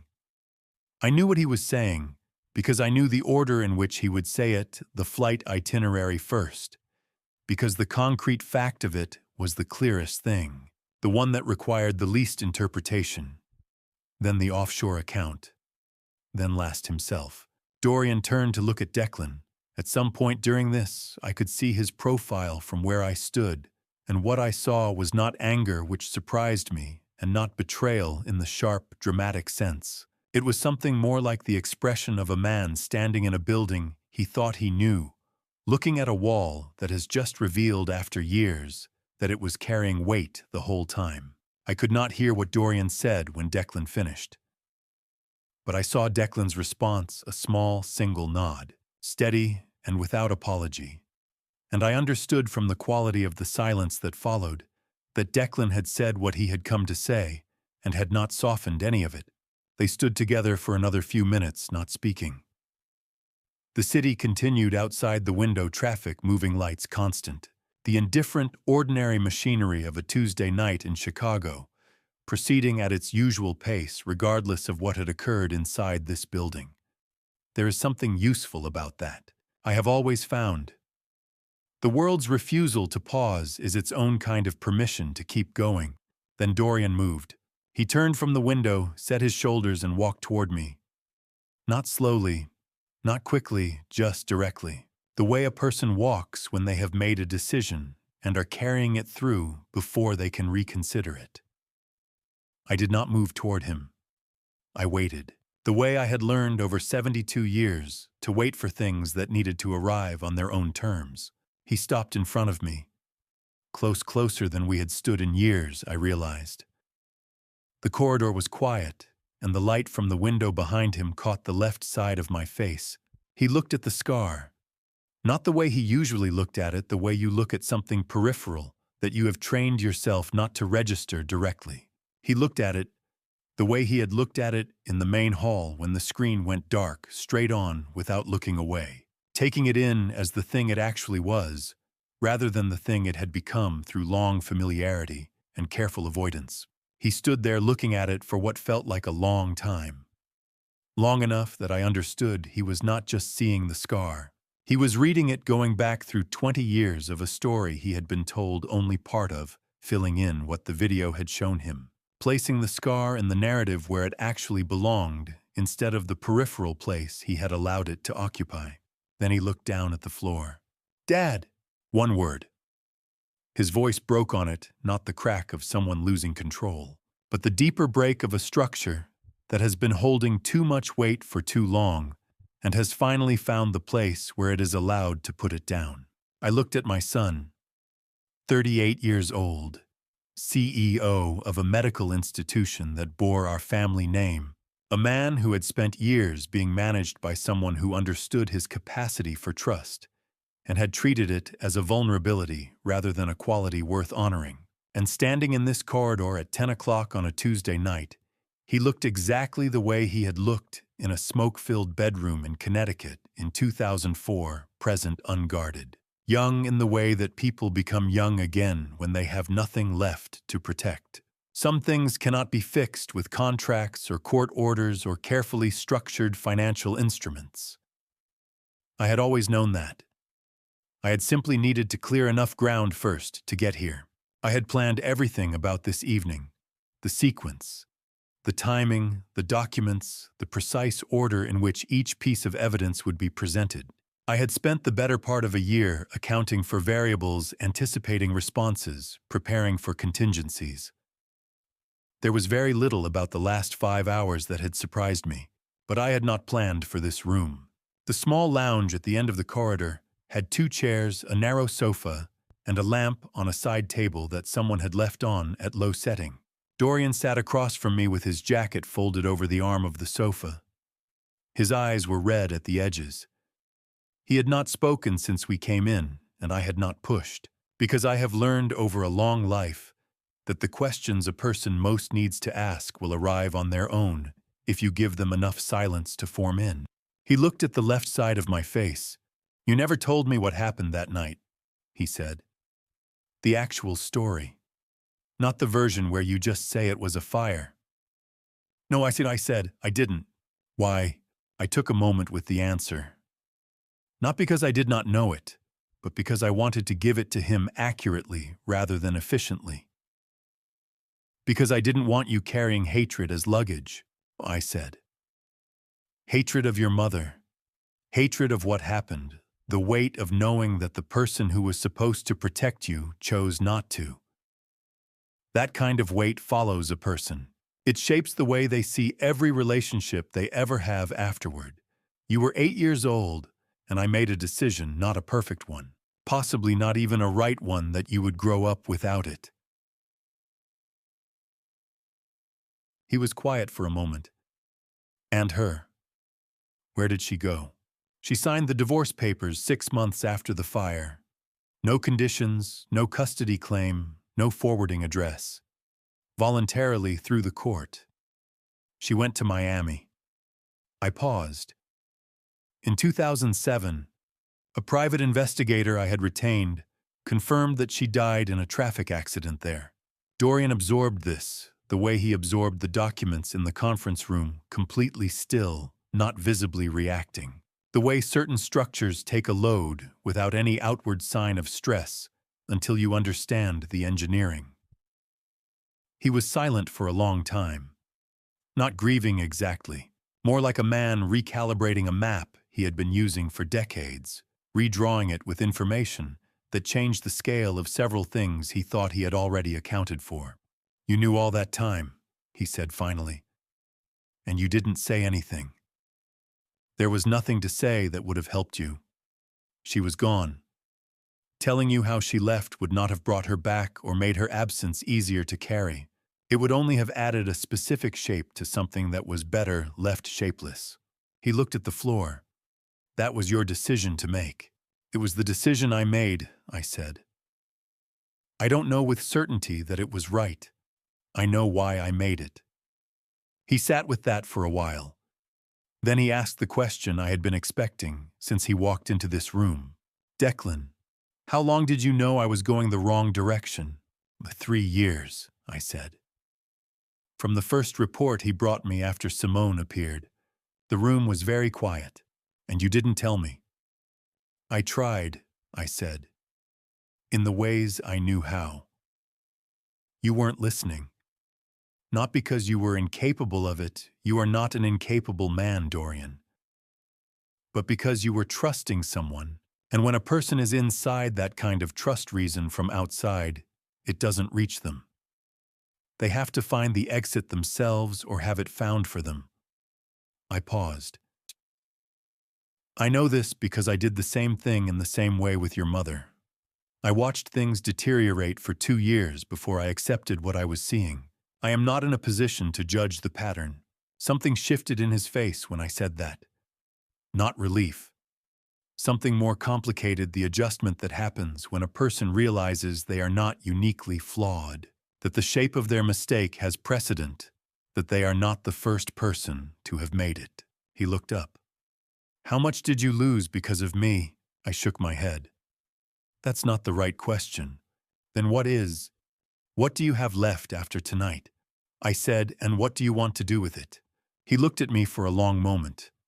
Outside the window, Chicago was going about its business, the ordinary, indifferent business of a city at 11 o'clock on a Tuesday night. Traffic and light and the distant sound of the river, the things that continue regardless. Dorian did not answer immediately. He looked at me the way he had looked at the scar in the hallway, directly, without the habitual deflection that had been present in every interaction we had managed for the past 3 years. He was, for the first time since he walked into the conference room at 8 o'clock, entirely present. No posturing, no management, no calculation about how the answer would land. What I saw in his face was not the remorse of a man who had been caught. It was the particular stillness of a person who has just after a long period in a poorly lit room found a window. I did not fill the silence. It was his silence to sit in, not mine to resolve. There are things a man has to reach on his own conclusions that only hold if they are arrived at without someone else pulling you toward them. I had learned that much. Tonight was the first night Dorian had sat in his own silence without someone else's voice filling it, and that was not nothing. That was, in fact, the beginning of the only thing that had ever mattered between us. Whatever came next would come from him. I got back to the apartment just before 2 in the morning. I hung my vest on the hook by the door, set my watch on the kitchen counter, and sat down by the window facing Lake Michigan. I did not sleep. I did not want to sleep. I only wanted to sit there with everything that had happened and let it settle the way sediment settles at the bottom of still water slowly, without being forced. The lake was dark and wide, the way it always is in March, before the city fully wakes. The streetlights along Lakeshore Drive threw long amber lines across the surface. I had looked out at that water hundreds of times from this window, after difficult board meetings, after projects that unraveled in the final phase, after nights when I had no clear answer for what came next. But tonight was different. Tonight I knew exactly how everything had ended, and somehow that knowledge weighed more than any uncertainty I had ever carried. I made coffee out of habit more than need. By 3 in the morning, the mug had gone cold in my hand without my noticing. I sat there listening to the city shift from silence into its earliest sounds, a delivery truck rumbling south on the drive, a barge horn from the harbor wind pressing flat against the thick glass. I did not think about Simone. I did not think about Reed Fontaine or the Harrington Capital paperwork or the documents Gideon would begin drafting later that morning. I thought about a boy in a smoke-filled hallway in Greenwich, Connecticut, and the weight of him against my chest as I carried him out through a door that was already too hot to touch. I had spent 20 years making sure that boy never had to understand what that night cost. I was not certain I had made the right choice, but I had made it, and it was mine to live with. At 6 o'clock sharp, my phone rang. Gideon's voice was precise and unhurried the way it always is when he has a great deal to say and intends to say all of it correctly. Simone Beckett was in custody. The arrest had been processed without incident at 11:40 the previous evening. Reed Fontaine had been summoned for formal questioning at the downtown precinct. His attorney had already filed a notice of representation, which Gideon read as a sign that Fontaine was prepared to negotiate. The evidence package, bank transfer records, brokerage statements, the Cayman account documentation, and the complete chain of custody for the diamond piece was more than sufficient to support prosecution on multiple counts under Illinois law. Regarding Callaway Medical Group, the emergency voting rights transfer clause remained in effect. Everett held temporary controlling voting authority. Dorian had been formally suspended from executive duties pending a full internal audit requested by the hospital board. The suspension was not a punishment. It was a procedural requirement to preserve the integrity of the audit. Gideon was careful to make that distinction, and I appreciated it. Then Gideon asked about the debt. Convert the full $2.1 million into a long-term, interest-free, open-ended investment, I said.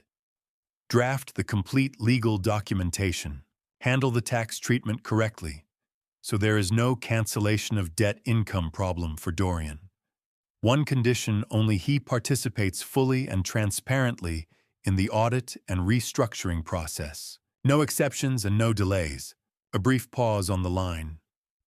Not hesitation, but the kind of pause a careful man allows himself when he wants to record something precisely. I'll have a draft ready by Friday, he said, and ended the call. I set the phone down and looked back out at the lake. The eastern sky had begun its slow change, the deep navy pulling back from the horizon, replaced by something lighter and less certain.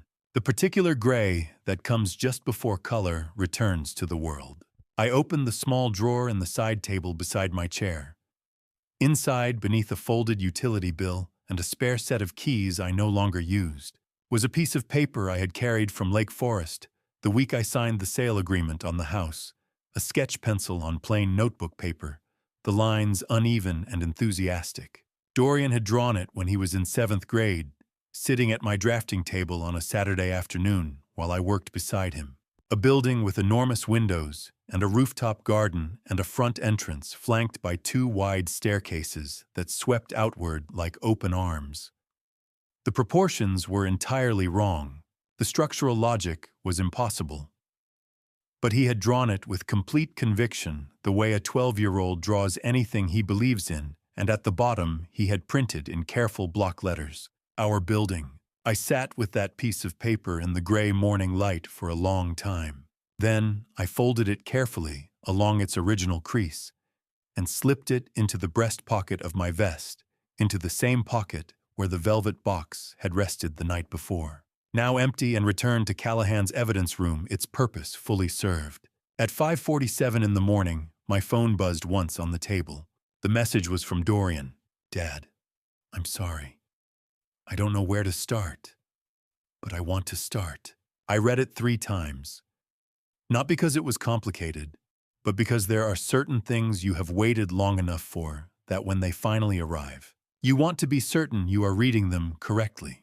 I turned the phone face down on the table, leaned back in my chair, and looked out at Lake Michigan as the first real light of March 15th came up over the water, pale gold at first, then warmer, spreading slowly across the surface the way warmth always spreads from the edges inward. I was 72 years old. My body ached in the specific way that follows a night without sleep after months of sustained tension. I had not eaten since the previous afternoon. The coffee in my mug was long cold. I sat there with that message in my head and watched the morning arrive on its own terms. For the first time in months of planning and calculating and waiting, I did not think about the next move. I only sat there and let the day begin the way it wanted to begin.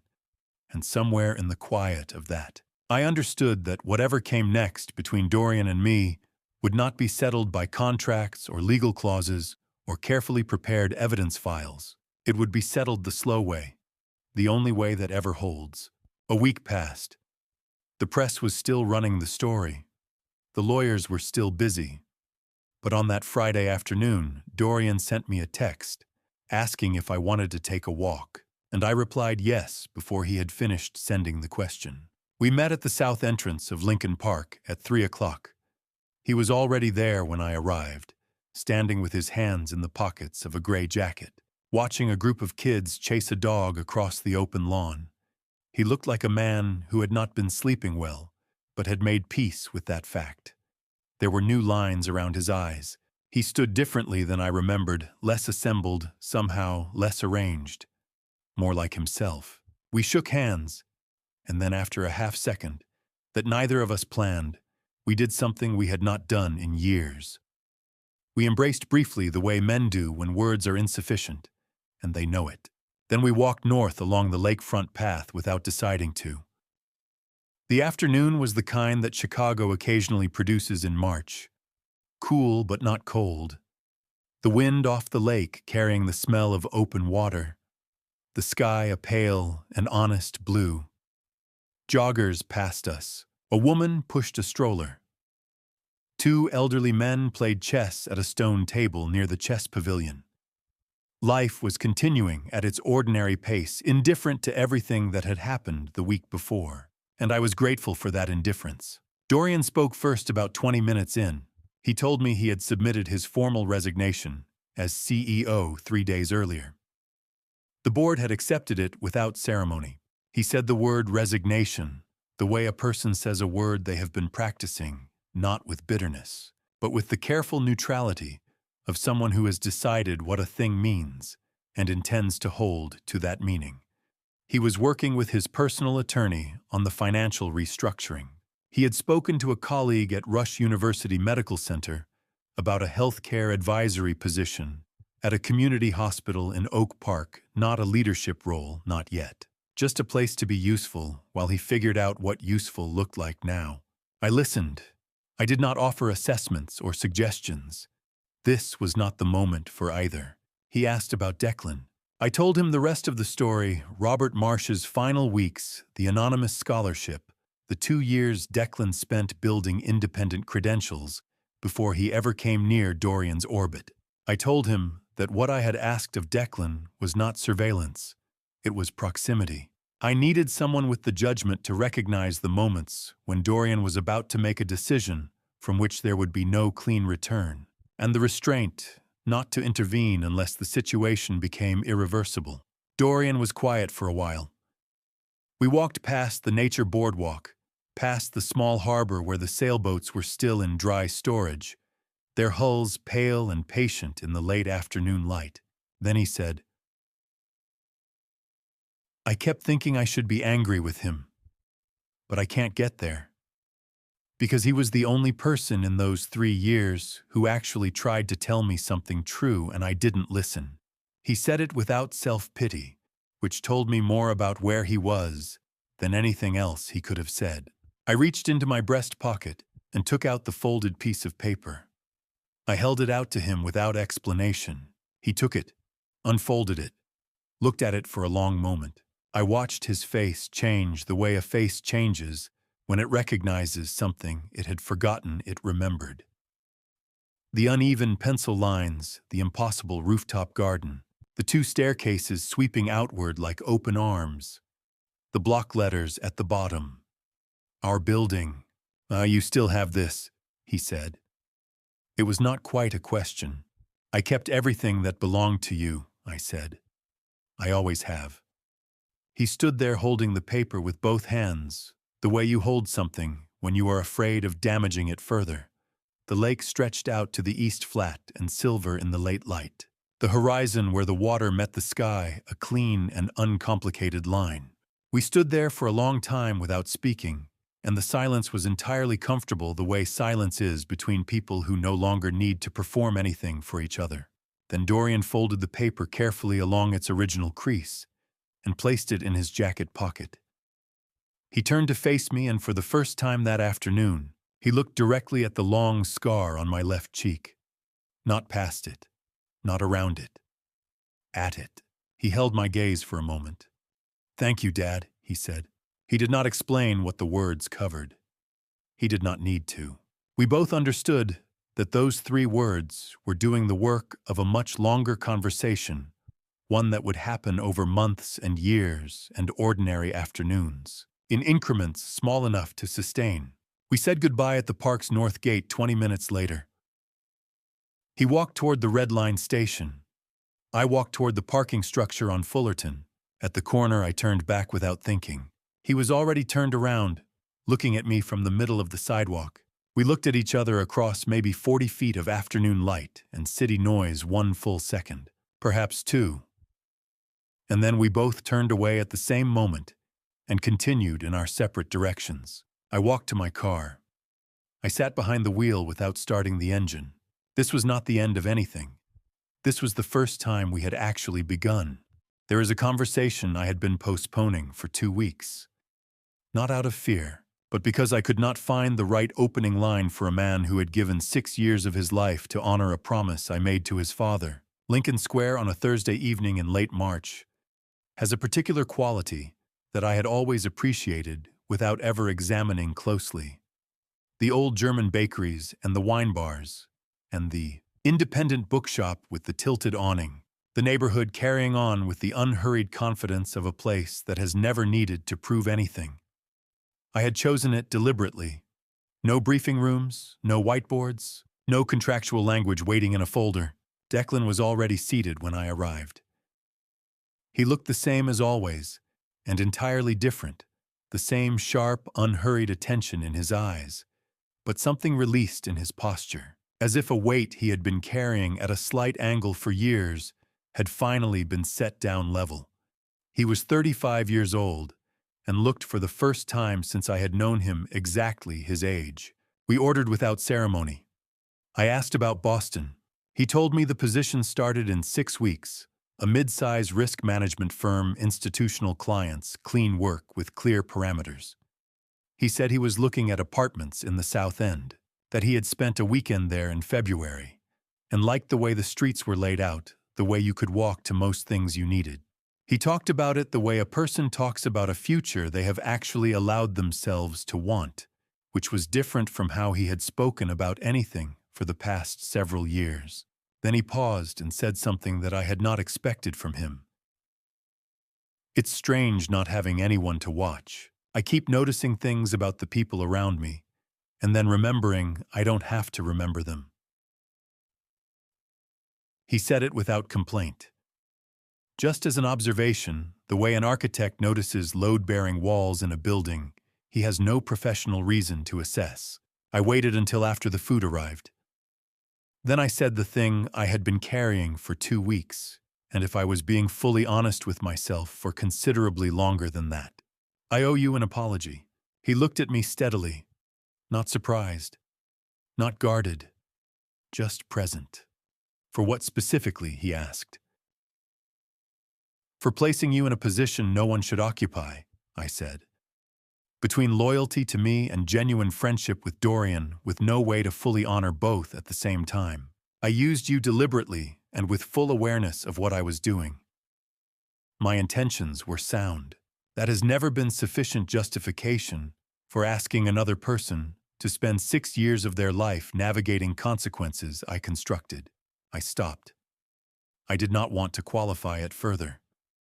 Qualification is a way of taking back an apology while appearing to give one, and Declan deserved better than that. He sat with it for a long moment. Outside the window, a couple walked past with a small dog pulling hard against its leash. A tram rolled south on Lincoln Avenue, its bell ringing once at the intersection.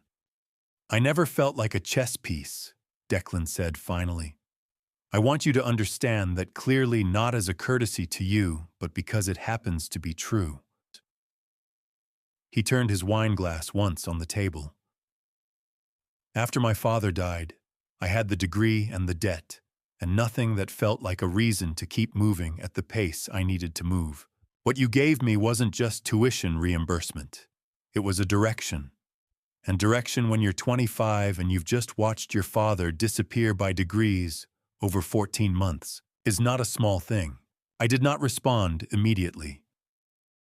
The restaurant was quiet around us, the low hum of other people's conversations, silverware against plates. Robert would be proud of you, I said. Declan looked down at his plate for a moment.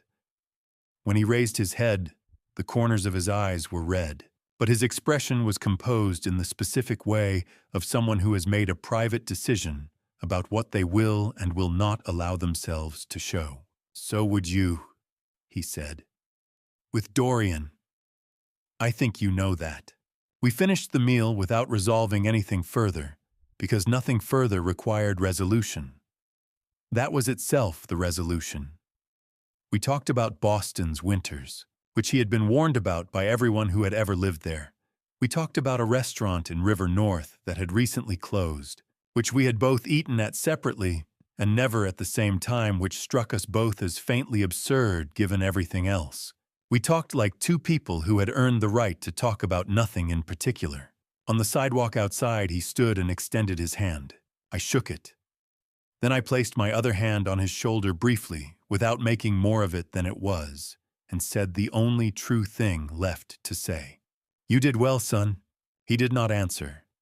He nodded once, a single, unhurried movement that carried the full weight of everything neither of us had the words for, and then he turned and walked north along Lincoln Avenue and disappeared into the ordinary current of a Thursday evening in Chicago. I went back inside and ordered coffee I did not particularly need. I sat alone with it while it cooled, and I thought about Robert Marsh, about the ward on the 4th floor of Northwestern Memorial in 2014. The light coming through the blinds in long horizontal strips, a man holding out his hand to me, because there was nothing else left to offer, and he knew it. People keep promises for different reasons. Some keep them out of obligation, some out of guilt. Some because they have been raised to believe that a word given is a word owed. Robert had kept every promise he ever made to me over 22 years of friendship, quietly and without accounting the way good men do things they consider simply correct. I had tried to honor that. I believed I had tried honestly. Whether I had been worthy of it was a question I could sit with and not answer tonight. Perhaps that was enough to sit with the question honestly, without hurrying toward a verdict in either direction. The coffee went cold. The restaurant filled and thinned around me. I left the tip in cash and walked back to my car in the dark.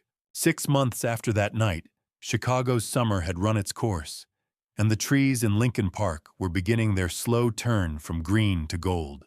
Life, as it tends to do, had continued in its own direction, without drama and without announcement, one day following the next, the way water finds its level. I had learned in those 6 months that the aftermath of a long plan is quieter than the plan itself. There are no countdowns, no message threads going dark and then lighting up again, no unmarked numbers, just mornings in the particular texture of ordinary time. I went back to Callaway Medical Center on a Tuesday in the second week of September.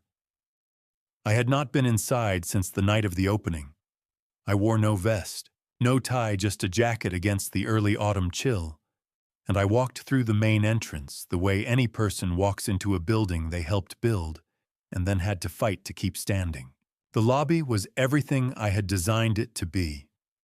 High ceilings, natural light from the south-facing clear-story windows I had insisted on when the structural engineer suggested a cheaper alternative.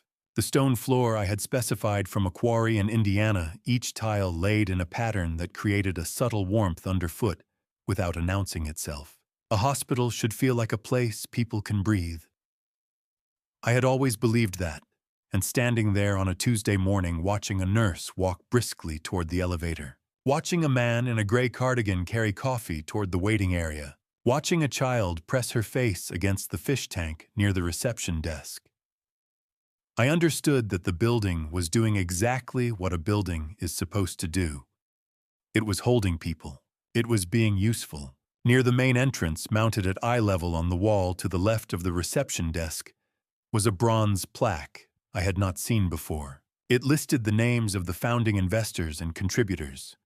At the top, in the same typeface as all the others, was my name, Everett Callaway, founding benefactor. I stood in front of it for a long time. I did not know who had arranged for it to be there. I did not ask. Some things are better received without accounting for their origin. I thought about the Lake Forest house, the drafting room on the 2nd floor, where I had worked most nights for 4 decades. The backyard where I taught Dorian to read a blueprint when he was 9 years old, holding the paper flat against the wind while he traced the lines with one finger and asked questions I did not always have the patience for and wish now that I had. The house belonged to another family. It had been repainted by autumn. I had driven past it once in July without stopping, which was the right decision, and I had not driven past it again. I thought about Robert Marsh, about what it means to carry a debt that has no invoice, no due date, no interest rate, no formal terms, Robert had never asked anything of me in 22 years of friendship. He had asked one thing at the end, and I had tried to honor it as completely as I knew how. Whether I had been equal to it was still a question I carried, but I was carrying it more gently now. Some questions are not meant to be answered. They are meant to be held with honesty and without flinching. Declan sent short emails every few weeks.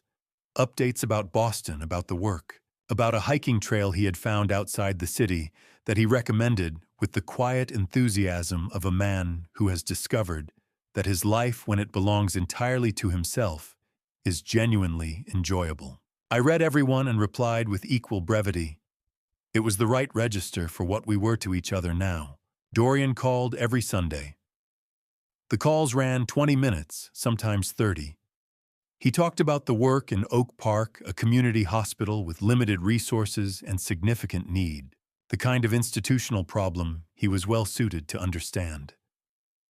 His voice had changed. It was slower. There was less performance in it. He asked about my week, and the question meant exactly what it sounded like. It meant nothing more complicated underneath it, and that simplicity was the thing I valued most. I went back to the Gold Coast apartment at midday. I sat at my desk, opened my laptop, and found the file. The security footage from 2004. I had transferred it from the digitized copy Gideon's technician had made in February. 47 minutes of low-resolution gray footage time-stamped in the corner, in a font that belonged to a different decade entirely. I did not watch it again. I moved it to the trash folder and emptied the trash without pausing. No hesitation, no ceremony. The footage had served its purpose. Dorian had seen 15 seconds of it and understood everything he needed to understand. There was no reason to keep a record of the worst night of either of our lives stored on a hard drive in a Gold Coast apartment. I closed the laptop and walked to the balcony. The sky above Chicago in September has a quality I have always found difficult to describe a particular clarity, a blue that is neither summer's heat nor winter's pallor, but something precise and temporary, the specific color of a season that knows it will not last and does not pretend otherwise. The lake stretched south and east below me, light moving across the surface in long, irregular patterns, the kind of light that makes you understand why people have always lived near water. I put both hands on the railing. I did not think about the next step. I did not catalog the remaining legal proceedings or the timeline for Simone's trial or the restructuring that Gideon was still managing in careful increments. I did not think about Callaway Medical Group's search for a permanent CEO or the audit findings or the long work of repair that lay ahead for Dorian. I stood there and let the morning be what it was. My phone vibrated once in my jacket pocket. Dorian. A text sent at 11:43 in the morning. Are you free Sunday? I want to come by. No particular reason. I looked at it for a moment. Then I typed back, I'm free, I'll make coffee. I put the phone in my pocket and looked back out at the lake. No particular reason. After 72 years, and everything that word had cost me to understand, I knew that no particular reason was the best reason of all. I have built more than 40 buildings in my lifetime. But the only structure that ever truly mattered was the one I almost let collapse from the inside my family. This is a grandpa story about patient sacrifice and the kind of love that does not announce itself until it has no other choice. I am not a man who speaks of God easily, but I believe some things are settled by a hand larger than mine, and I am grateful for the years I was given to try to get it right. Here is what I would tell you honestly. As one imperfect person to another, do not do what I did. Do not wait until the evidence is irrefutable. Do not mistake silence for protection or strategy for love. Family justice does not always arrive through courtrooms and contracts. Sometimes it arrives too late. Sometimes the people you were trying to protect have already paid the price of your patience. I was fortunate. Dorian came back. Not every father in a grandpa story like mine gets that ending. My personal belief, and I offer it only as one man's opinion, is that the most dangerous thing a family can do is confuse loyalty with silence. Speak earlier. Trust less in plans and more in honest conversations. The architecture of a relationship cannot be repaired from a storage room. Family justice, when it finally comes, tastes nothing like victory. It tastes like a Sunday morning cup of coffee with your son. No agenda, no paperwork, no particular reason. That is enough. That has always been enough. If this grandpa story moved you in any way, leave a comment, share it with someone who needs to hear it, and subscribe so you never miss what comes next. Thank you for staying with me until the very end. A fair warning. The stories ahead include fictional elements built for reflection and education. If that is not what you are here for, no hard feelings, find the content that serves you best. For everyone staying, I will see you in the next chapter.